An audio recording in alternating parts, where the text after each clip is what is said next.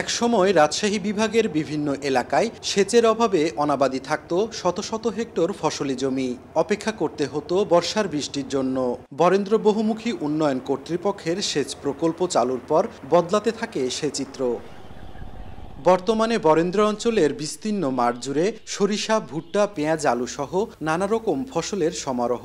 কৃষক বলছেন, smart prepaid কার্ডের মাধ্যমে প্রতি ঘন্টায় ১২০ থেকে ১৪৫ টাকায় দিনরাত জমিতে সেচ দিতে পারছেন তারা।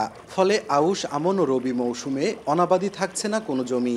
আগে সেচের ব্যবস্থা ছিল না, এখন সেচের ব্যবস্থার কারণে সবকিছু ফসলাদি হয়েছে আর কি। আগের থেকে এখন আমরা ৩-৪টা ফসল আমরা উৎপাদন করতে পারি। ডিপ টিউবওয়েল বসানোর হওয়াতে আপনার বিভিন্ন রকম ফসল করা যায়, যে যেটা করবে সেটাই করতে পারে। অল্প খরচে আমরা এই খাল থেকে পানি নিয়ে জমিতে সেচ দিতে পারি।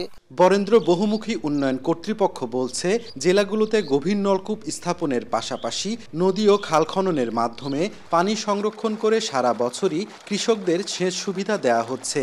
তবে পানির স্তর নিচে নেমে যাওয়ায় ভূগর্ভস্থ পানির উপর চাপ কমিয়ে ভূপরস্থ পানি ব্যবহার ও সেচের পানি কম লাগে এমন ফসল চাষে কৃষকদের উদ্বুদ্ধ করা হচ্ছে।